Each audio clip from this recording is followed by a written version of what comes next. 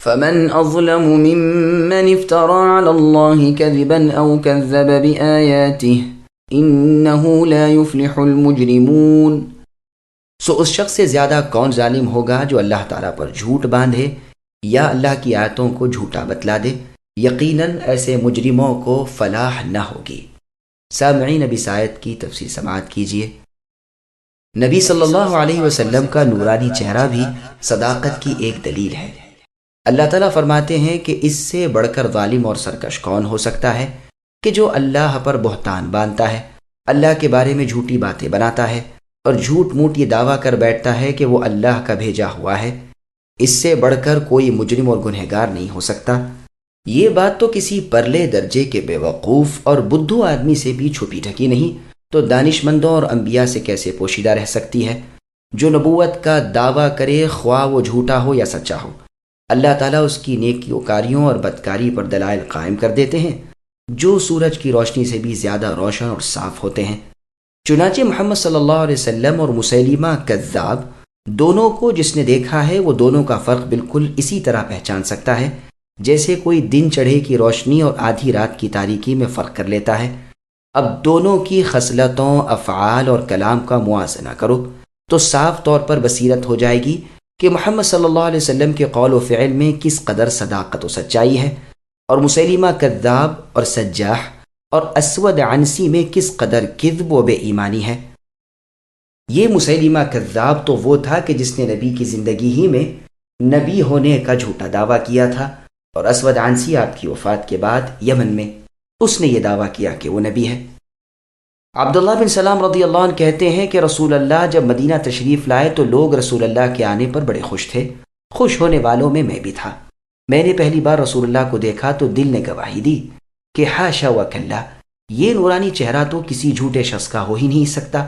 میں نے رسول اللہ کی زبان سے سب سے پہلے جو بات سنی وہ یہ کہ اے لوگو، آپس میں ایک دوسرے کو سلام کرو، اللہ کی فلاح کی اللہ سے دعا مانگو، غریبوں اور بھوکوں کا پیٹ بھرو، رشتہ داروں کے ساتھ صلہ رحمی کرو، راتوں میں نماز پڑھو یعنی تہجد، جب کہ سب لوگ سوئے ہوئے ہوں، تم بلا کھٹکے جنت میں جا پہنچو گے۔ یہ روایت سنن ترمذی، نیز سنن ابن ماجہ میں ہے، نیز بخاری اور مسلم میں ہے کہ ضمام ابن ثعلبہ رضی اللہ عنہ اپنی قوم بنی سعد بن بکر کی طرف سے جب رسول اللہ کے پاس آئے تو رسول اللہ سے کہا کہ اچھا بتائیے کہ یہ آسمان کس نے اس قدر بلند کیا؟ رسول اللہ نے فرمایا اللہ تعالیٰ نے۔ پھر کہا یہ پہاڑ کس نے زمین کے اندر نصب کر دیے یعنی گاڑ دیے؟ رسول اللہ نے فرمایا اللہ نے۔ پھر پوچھا یہ زمین کس نے بچھا دی ہے؟ رسول اللہ نے فرمایا اللہ نے۔ پھر کہا کہ قسم ہے تمہیں اسی کی جس نے یہ اونچا آسمان بنایا، یہ بڑے بڑے پہاڑ زمین میں گاڑے اور اتنی بڑی اور وسیع زمین کو پھیلا رکھا ہے۔ کیا اللہ نے آپ کو سب انسانوں کی طرف رسول قرار دے کر بھیجا ہے؟ رسول اللہ نے فرمایا ہاں، اسی اللہ کی قسم کہ اسی نے مجھے بھیجا ہے۔ پھر رسول اللہ سے صلاۃ، زکوٰۃ، حج اور سیام کے بارے میں ہر ایک سے متعلق قسمیں دے دے کر پوچھا، اور رسول اللہ اسی اللہ کی قسمیں کھا کھا کر جواب دے رہے تھے۔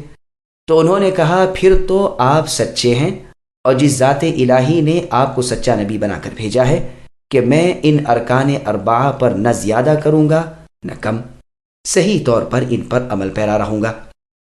چنانچہ اس قدر تعمیل اس کے لیے کافی ہوگی، اور وہ نبی صلی اللہ علیہ وسلم کی صداقت پر ایمان لے آیا کیونکہ اس نے شواہد اور دلائل پا لیے تھے۔ شاعر رسول صحابی حسان بن ثابت رضی اللہ عنہ کہتے ہیں لو لم تكن فيه آیات مبینہ كانت بدیہته تأتیک بالخبر، یعنی دلائل اگر رسول اللہ کے پاس نہ بھی ہوتے تو رسول اللہ کے چہرے کی پاکیزگی، سادگی اور معصومیت خود رسول اللہ کی صداقت و حقانیت کی دلیل تھی۔ لیکن مسیلمہ کذاب کو صاحبان بصیرت میں سے جس کسی نے دیکھا وہ اس کے رقیق اقوال، رذیلانہ گفتگو، غیر فصیح کلام اور افعال قبیحہ اور اس کے جھوٹے دعوے قرآن کو دیکھ کر جو اس کو دوزخ میں لے جا کر چھوڑے گا، یہ نتیجہ نکال لے گا کہ وہ کیسا جھوٹا مدعی نبوت تھا۔ نبی صلی اللہ علیہ وسلم کی زندگی میں نبوت کا جھوٹا دعویٰ کرنے والا مسیلمہ کذاب تھا، اس نے رسول اللہ پر اللہ کی طرف سے قرآن مجید میں اترنے والی سورہ بقرہ کی آیت نمبر 255 والی آیت کے مقابلے میں اپنی آیت پیش کی اور لوگوں کے سامنے یہ بات ظاہر کی کہ یہ اللہ کی طرف سے اتری ہے۔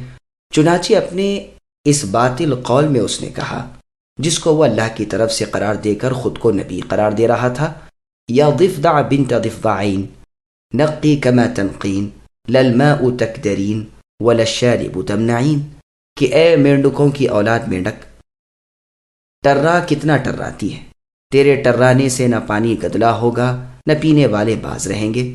اور ایک اس ظالم کی خود ساختہ وحی یہ بھی تھی، لقد انعم اللہ علی الحبلی اذ خرج منها نسمة تسعى من بین صفاق وحشا، کہ اللہ تعالیٰ نے بڑا ہی احسان کیا حاملہ عورت پر کہ ایک زندہ روح کو اس کی جھلی اور آتوں کے اندر سے نکال باہر کیا۔ اور اس کا باطل کلام یوں بھی ہے، الفیل وما الفیل وما ادراک ما الفیل لہ ذنب قصیر وخرطوم طویل، ہاتھی یعنی کیا تم سمجھے کہ ہاتھی کیا ہوتا ہے؟ اس کی دم چھوٹی ہوتی ہے اور سونڈ لمبی ہوتی ہے۔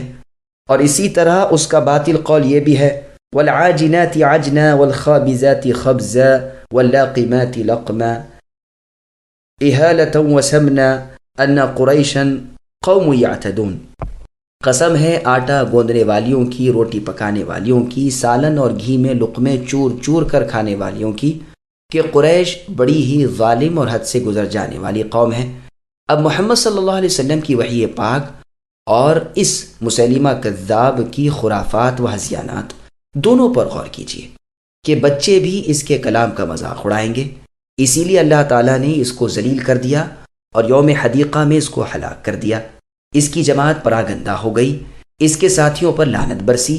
صدیق اکبر رضی اللہ عنہ کے عہد خلافت میں اس کے ماننے والے لوگ توبہ کرتے ہوئے آئے اور دین اللہ میں داخل ہونے لگے، تو خلیفہ رسول صدیق اکبر رضی اللہ عنہ نے ان سے کہا کہ مسلمہ کا کوئی قرآن تو سناؤ۔ انہوں نے معافی مانگی۔ صدیق اکبر رضی اللہ عنہ نے اصرار کیا اور کہا ضرور سنانا ہوگا تاکہ اور لوگ بھی سنیں اور انہیں ہدایت و علم والی جو وحی پہنچی ہے اس کی افضلیت و اہمیت کو بعد از موازنہ پہچان سکیں۔ چنانچہ ہم نے جو کچھ نقل کیا ہے وہ سنایا۔ صدیق رضی اللہ عنہ نے ان سے کہا، کمبختو تمہاری عقلیں کدھر گئی تھیں؟ اللہ کی قسم یہ تو کسی بے وقوف کی زبان سے بھی نہ نکلے گا۔ کہتے ہیں کہ عمرو بن العاص رضی اللہ عنہ مسیلمہ کذاب کے پاس آئے۔ زمانے جاہلیت میں وہ ان کے دوست تھے، اب تک عمرو بن العاص رضی اللہ عنہ اسلام لائے ہوئے نہیں تھے، تو ان سے مسیلمہ نے کہا کہ اے عمرو، تمہارے آدمی پر یعنی محمد صلی اللہ علیہ وسلم پر آج کل کیا وحی اتری ہے؟ تو ابن العاص رضی اللہ عنہ نے کہا کہ میں نے ان کے اصحاب کو ایک بڑی ہی زبردست صورت لیکن نہایت مختصر پڑھتے سنا ہے۔ پوچھا وہ کیا ہے؟ عمر رضی اللہ عنہ نے کہا والعصر ان الانسان لفی خسر۔ مسلمہ نے تھوڑی دیر سوچا اور کہنے لگا مجھ پر بھی ایک ایسی ہی وحی اتری ہے۔ عمر رضی اللہ عنہ نے پوچھا وہ کیا ہے؟ تو کہا یا وبر انما انت اذنانی وصدر وسائرک حقر ونقر، کہ اے وبر یہ ایک جانور ہے، تیرے تو کان اور ابھرا ہوا سینہ ہی نمایاں دکھائی دیتے ہیں، باقی تمام جسم تو ہیچ پوچھ ہے۔ پھر کہنے لگا کیوں عمر، وحی کیسی رہی؟ تو عمرو بن العاص رضی اللہ عنہ نے کہا اللہ کی قسم تم آپ جانتے ہو کہ مجھے تمہاری وحی کے کذب کا کتنا یقین ہے۔ جب ایک مشرک کا یہ حال ہو کہ نبی صلی اللہ علیہ وسلم کی صداقت اور مسیلمہ کا کذب یعنی جھوٹ اس پر بھی مخفی نہیں، تو صاحبان بصیرت پر یہ بات کب پوشیدہ رہ سکتی ہے؟ اسی لیے اللہ پاک نے سورہ انعام کی آیت نمبر 93 میں فرمایا وَمَنْ أَظْلَمُ مِمَّنِ افْتَرَى عَلَى اللَّهِ كَذِبًا أَوْ قَالَ أُوحِيَ إِلَيَّ وَلَمْ يُوحَ إِلَيْهِ شَيْءٌ، کہ اس شخص سے بڑھ کر ظالم کون ہے جو اللہ پر جھوٹ باندھتا ہے اور کہتا ہے کہ مجھ پر وحی اترتی ہے حالانکہ اس پر وحی نہیں اترتی ہے، یا یہ کہتا ہے کہ پیغمبر کی طرح میں بھی پیغمبر ہوں۔ اور ایسا ہی وہ شخص بھی بڑا جھوٹا ہے جو پیغمبروں کی پیش کی ہوئی وحی کو جھٹلا دے جس پر کہ اللہ کی دلیلیں قائم ہو چکی ہیں، جیسا کہ مسند احمد میں رسول اللہ کا فرمان ہے وہ بڑا ہی کمبخت اور ظالم شخص ہے جس نے نبی کو قتل کیا یا کسی نبی نے اس کو قتل کر دیا ہو۔ اور معجم کبیر کی روایت میں یوں ہے کہ قیامت کے دن سب سے زیادہ عذاب والا وہ شخص ہوگا کہ جسے کسی نبی نے قتل کیا ہو یا اس نے کسی نبی کا قتل کیا ہو۔